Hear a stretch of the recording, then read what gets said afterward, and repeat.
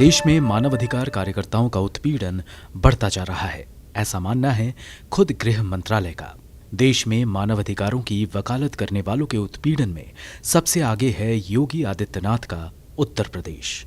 लोकसभा में बीते सितंबर पूछे गए एक सवाल के जवाब में गृह राज्य मंत्री जी किशन रेड्डी ने बताया कि 2017-18 में 73 मानवाधिकार कार्यकर्ताओं के उत्पीड़न के मामले सामने आए थे, जो अगले साल बढ़कर 89 हो गए और साल 2019-20 में ये आंकड़ा पहुंच गया 105 तक। मानवाधिकार उल्लंघन के मामले में सबसे खराब स्थिति उत्तर प्रदेश में योगी राज की रही।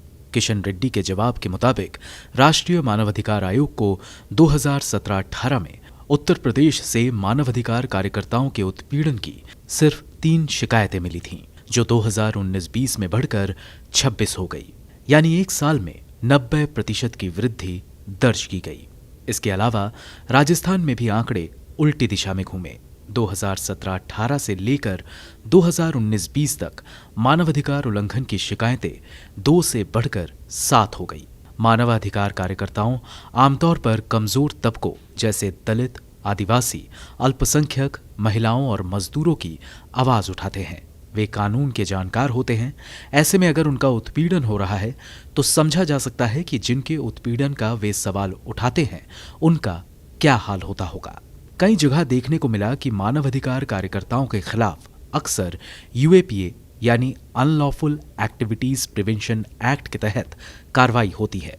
ये वही कानून है जिसके बेजा इस्तेमाल को लेकर कई मानवाधिकार संगठन मोदी सरकार की आलोचना करते रहते हैं।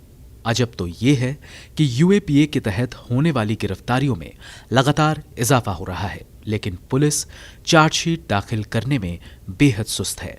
मतलब साफ है कि पुलिस बिना वाजिब कारण के इस कानून को इस्तेमाल कर रही है।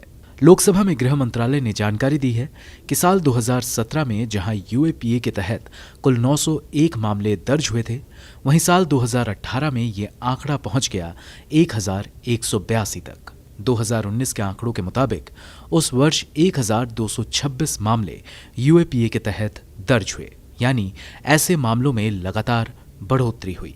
लोकसभा में पेश आंकड़ों के मुताबिक 2018 तक 25% से भी कम मामलों में पुलिस ने अब तक चार्जशीट दाखिल की है। यूएपीए के मामलों से जुड़ा ये सवाल सीपीआई के राज्यसभा में बिनॉय विश्वम ने पूछा था। गौरतलब है कि दिल्ली दंगों में कथित भूमिका के लिए पिंजरा तोड़ की कार्यकर्ता देवांगना कलिता और नताशा नरवाल को यूएपीए के तहत ही गिरफ्तार किया गया था। दोनों इस साल मई से जेल में हैं।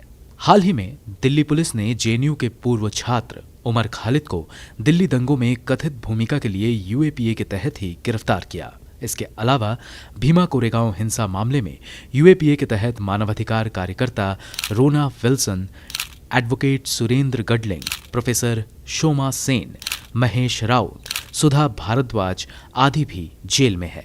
यदि आरोपी यूएपीए के प्रावधानों के तहत आरोपित है तो वह अग्रिम जमानत नहीं मांग सकता है और जांच की अवधि को सरकारी वकील के अनुरोध पर 90 दिनों से 180 दिन तक बढ़ाया जा सकता है, जिसका अर्थ है कि अभियुक्त के पास मूलतः जमानत प्राप्त करने का कोई मौका नहीं होता है।